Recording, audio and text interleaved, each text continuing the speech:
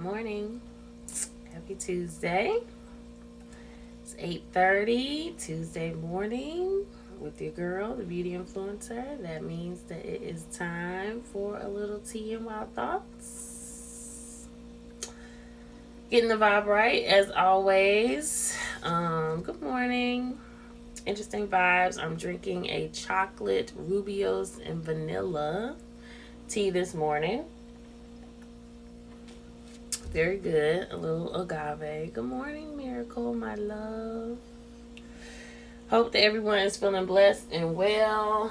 I am a little tired. My body feels off. But we push through, don't we? We figure out a way. We push on through. So yes, welcome. If you're watching this later on YouTube, because I always post these conversations on YouTube as well. Like, comment, share, subscribe, do all of that. You're always welcome to join the live conversation here on Instagram, so you can follow me there as well at the Beauty Influencer. We'll plug a couple products really quickly as I do this housekeeping. Welcome everybody. Good morning. I have my body butters. They come in 3 different sizes. I got sample sizes now. These are not labeled. 5 fragrances in general that I have from the self-care store. You can also follow that page here on Instagram. Good morning. And I also do custom blends. This is one for a friend of mine, bergamot and black pepper. So I do customs as well. So check all that out. Link in the bio. So I want to get into this morning's conversation. Good morning. Welcome. Last week we were talking about August Alsina.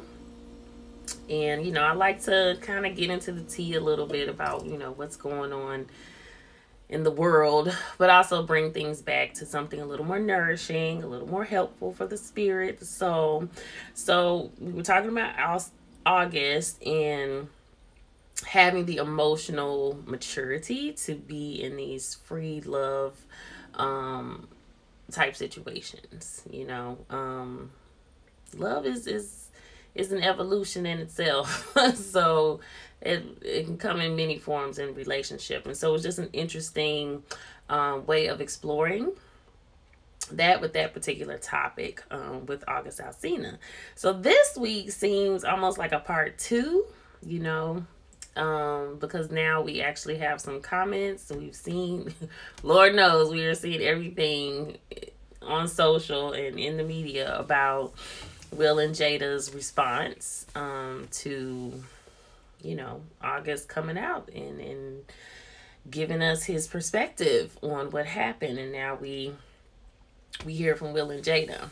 And, I commend them. I personally think that what they're doing or have done is amazing.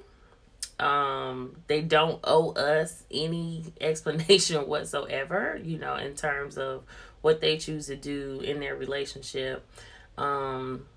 I think it shows their accountability. I think it shows a lot of strength in their relationship, and I will continue to kind of bounce back and forth into that. But yeah, so it's kind of a part 2, but I don't want it to just be stuck on these people's business and what they choose to do in their own relationship, because we all have our own relationships to reflect on, and that's all that these things are, right? It's just like tools and examples of what am I doing? Like what, how do I take this and learn from it? And so I just commend them for putting themselves out there and being these examples of love. And so that's why today's topic is more about the other side of the game. Okay? Love beyond romanticism. Today I want to talk about the not so pleasant sides of love. The love beyond romanticism. Because Lord knows love in general, again, we look at all the fairy tale stuff and we forget that there are so many sides. Again, Will and Jada have been one of those couples in the Black community that I think everybody has fantasized, romanticized, is really like, they are so perfect. And so when we start to see these flawed sides of people, it's very interesting what that triggers and how the world starts to respond. It is kind of wild. I've seen some really interesting comments that I'll share throughout the conversation. It'll really turn me off to how some people see it, but no judgment. It is what it is. So it's so easy to feel in love and to show the world your love when the sex is great, when both of you feel in good spirits, you know, when no one's sick, when no one's depressed. Like, it's so easy, right, to feel in love and to love during those times. But do we realize how rare those moments can be?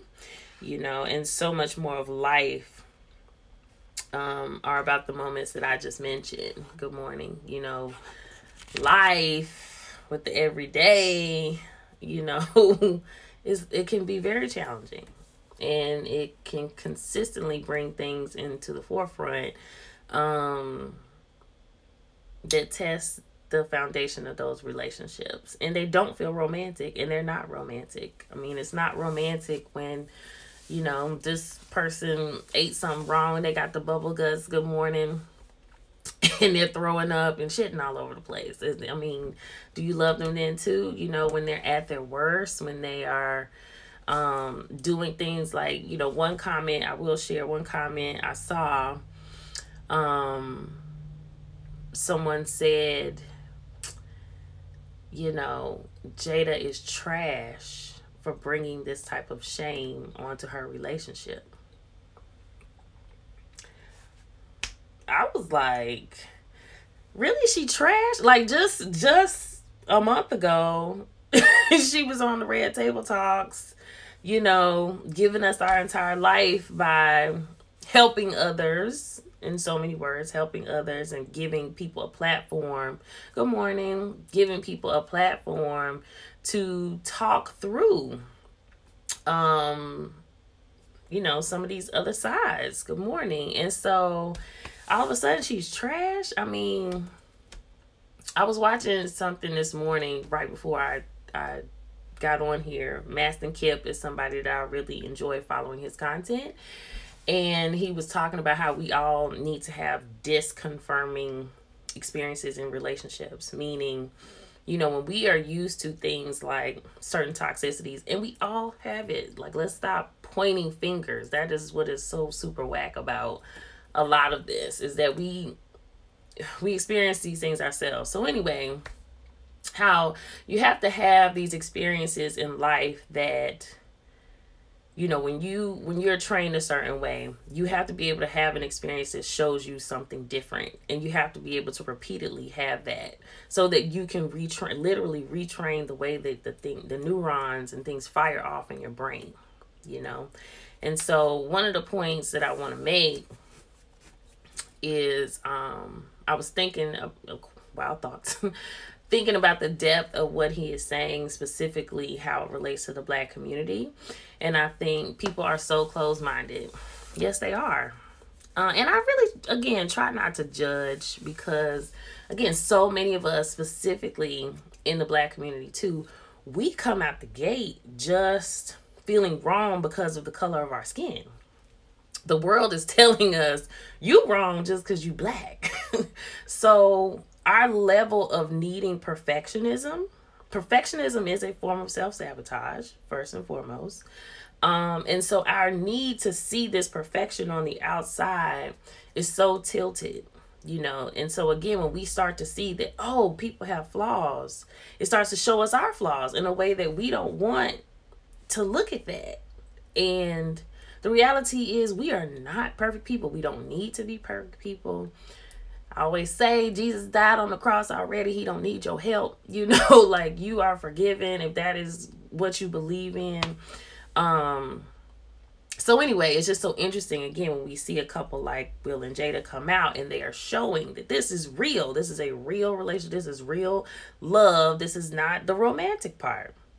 Fuck that. I don't live in that household, so how can I judge them? It works for them. Absolutely. I mean, and who are we to be sitting up here just putting, again, our opinions out there and damaging them, trying to be perfect? Is so dangerous for our spirit. Absolutely. It's too much. And I, for one, again, that's why I show up here, no makeup on, no, like, so what if it sounds crazy sometimes? So what if my thoughts are all over the place? Like, I am done. That is my personal protest, you know, to just being a free black woman here in America. Like, I'm over it. So anyway, I just think that, again, a lot of what we are seeing people react to with Will and Jada and the comments that they're making, no matter if it ain't on the positive, it's always a reflection of self. And so when he went to calling the lady trash, I was just like, unfollow. I can't do it no more. You know, like, it's one thing to have an opinion, and again, to use this as an example to reflect on self. It's another thing to just be judging. And we don't live their life. We saw all of 10, 15 minutes of what they had to say. They've been experiencing this, including August as well, for what they said, over 4, however many years. You know, we're only getting snippets. So that's whack. So me personally, let's get back to just, you know, the journey that I'm sharing here. The older I get, what did I say? Okay. The older I get, the honeymoon phase becomes so much less important to me. I want to know if we can get through some shit. I want to know, because shit is going to be there and life is going to happen. And, you know, I'm a person who's sitting here as a caregiver for my father. Like, I never planned that. Anybody who's in a relationship with me has elements, you know, that they have to deal with on that end. It's just so many different things in life that can happen that are unexpected. Freaking coronavirus. I mean, nobody's expected to have any of this stuff. August is trash for expressing a private moment with the world without the party's consent. I can't say that I completely agree with that. I think what we saw in, put it this way, these conversations, again, and the healing that really needs to happen, maybe they're just all being used in some type of way. Do I agree with the fact that he decided to share their experience publicly? No, but it has, you know, now that we can see, it showed the foundation of what's going on in their marriage. And, you know, the boy clearly was in pain way before he met Jada. Jada expressed that she's been in pain, you know, and so a lot of times these days I just see people reacting to pain. And the more that we acknowledge that, you know, and again, that's that whole, like, for me to have a moment and to make a mistake and do something that might not have been in the best light or made others suffer, I try to avoid calling people trash, you know. I can disagree with you, disagree with a lot of what you say, and not have to call your name. That's just me personally. I think all the haters are upset with the Smiths and company are willing to display some of the complexities of the human experience. It ain't always pretty. And that's exactly what we're talking about. Yes, absolutely. Totally agree with that. The other side of love that it's all the other times. And that's what I was talking about with the disconfirming experiences. It's the times when I'm super flawed, when I'm ugly, when my breath stinks, when I'm pissing you off, when you're getting on my nerve. Like, that's where the love comes in. Those are not the highlight reels. That's not the stuff that we're posting on social media. And then again, if I show you that side, like, is it going to stimulate something in you that starts to attack me for not being this reflection of perfection that you have in your mind? You know, I think too often too we use relationships to be this whole representation of self. And what I really love about what more specifically Will shows in that conversation is the individual work and how people do have to be happy as individuals. You know, your relationship isn't the thing that makes you happy. Like, either you're working on your happiness as an individual or you're not, and then you can come together and make something really strong together. I would think that Will, in general, you know, he's very accomplished. He has, you know, he has tons of money. He's done a lot of what he wants to do in life. Again, I don't live Will's life. I'm only just looking from the outside. But yeah, very accomplished. You can see that he has a lot of peace in his spirit. And I think the only reason he was able to come to that table and do what he did and be that partner for Jada in helping her basically expose a major flaw of her own or some things that she did that, you know, she wasn't super proud of, is because of that foundation of self. You knowing that no matter what anybody else in the world has to say about what we got going on, I'm here with you. That's love. That's love to me. That's the not so pretty side. And as you can see, like, there are memes all over the place with his face, you know, talking shit about his decision making. He ain't going nowhere. He ain't told y'all that. So yes, I think that they're a beautiful example of the other side of love, this particular situation. I feel like the one sticking statement that Will made was that they both agreed they could make mistakes without losing their family. With that said, affairs happen in marriages. Jesus wept. They happen all the time. They happen all the time. And, you know, this one just happens to be infidelity, which it wasn't infidelity. I mean, they made that very clear that they were broken up at the time. Breakups don't always mean that the heart disconnects or that love can be very complicated. Emotions are complicated. A piece of advice a friend gave me a long time ago was nobody can tell you how to feel. You don't ever have to apologize for your feelings. Your feelings are not rational. It's emotions. It's how we react to the feelings that really make the difference. But yeah, you know, like, the key is they are building, their partnership is in building their family unit. And it looks like, to me, you know, that is very stable. They have the room to explore and to discuss and to really dig into the depths of who they are, flaws and all. And they support each other. That's something that we see consistently. Again, the romance ain't always going to be there. The romance is not always going to be there. What is our foundation built on? And I think it's very clear. So regardless of August and his behavior or whatever his decisions were, you know, Will and Jada had that commitment before he came along. So, I mean, that is where me personally, in my spirituality, I can see, and it makes sense to me, you know, what the foundation of marriage, you know, really means. When two people can govern themselves accordingly and they really are in alignment with that, and they're in alignment with what God wants for traditional marriage. But human beings are flawed, honey. They are protecting family and business, their partnership. And they got a lot. They got a lot. So, I wouldn't just let somebody come through and tear that down either. I mean, it's more than them. It's for their children. It's for their legacy. So, absolutely.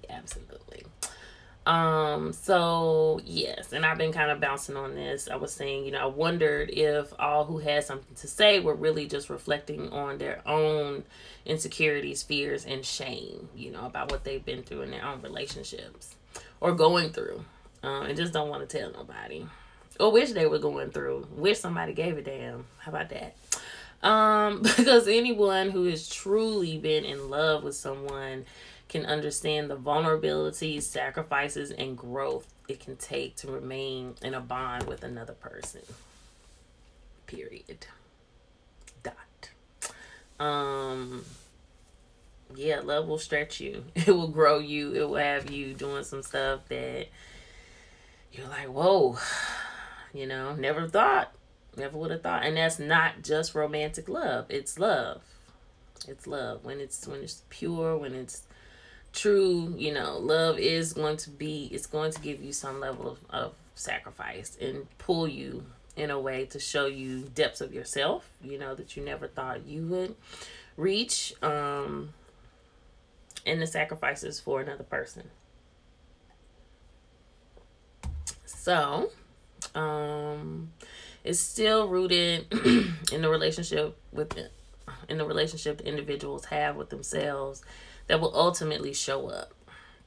And so that relationship is only that mirror. It's only that catalyst. It's only this vehicle, to show you who you are at the end of the day.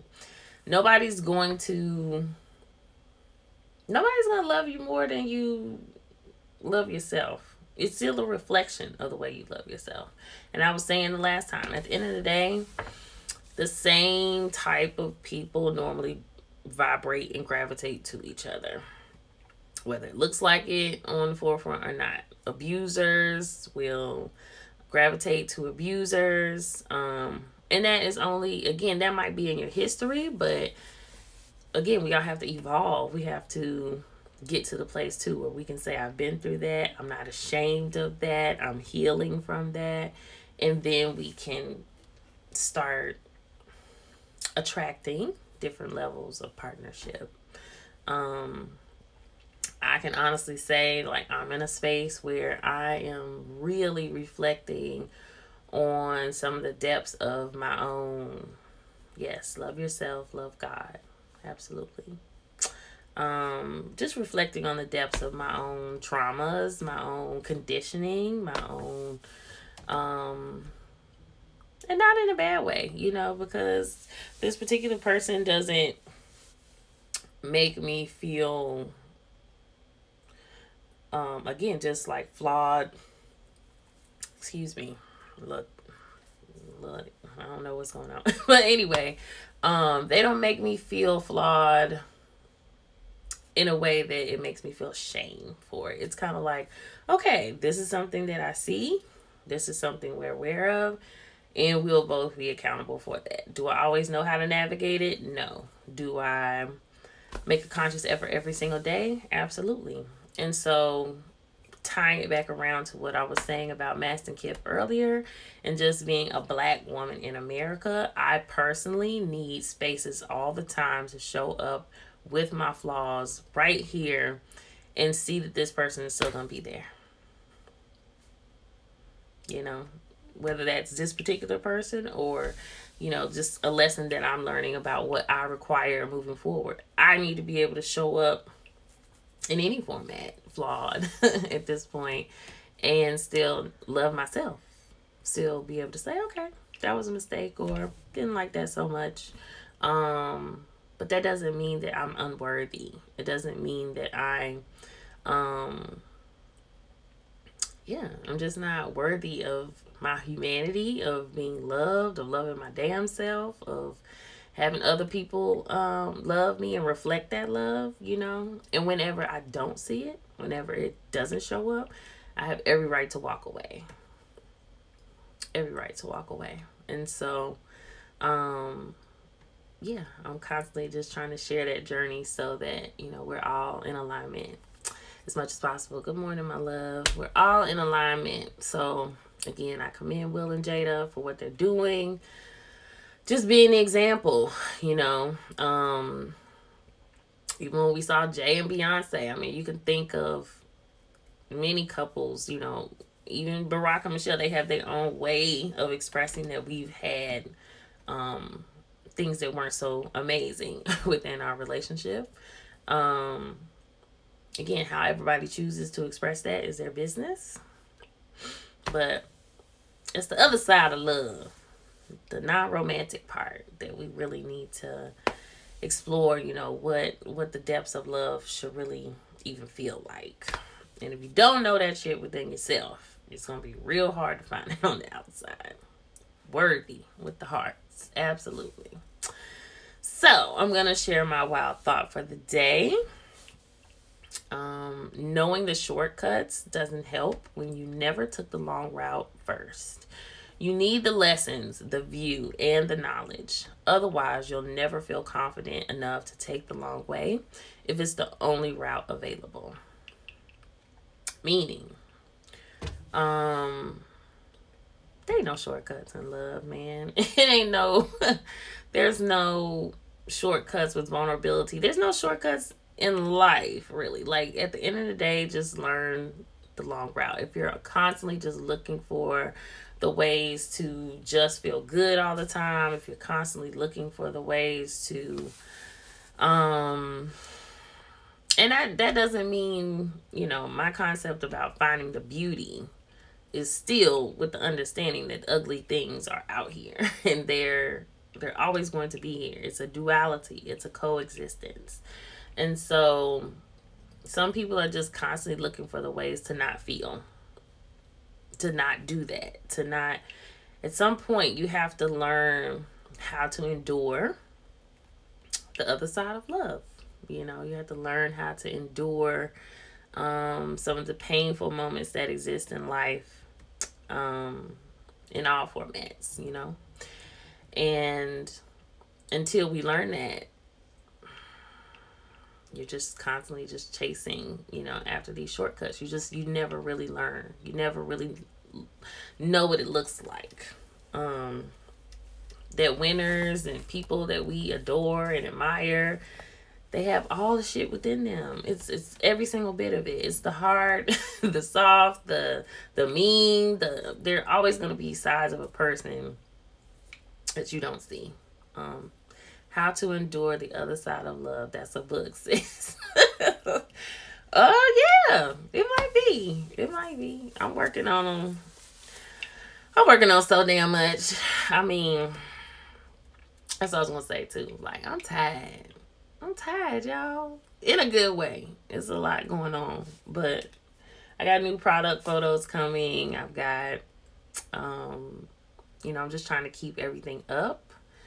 I think sometimes you look at a person who is an entrepreneur, or they work freely and they do things they enjoy, and think it's not hard. It's still hard.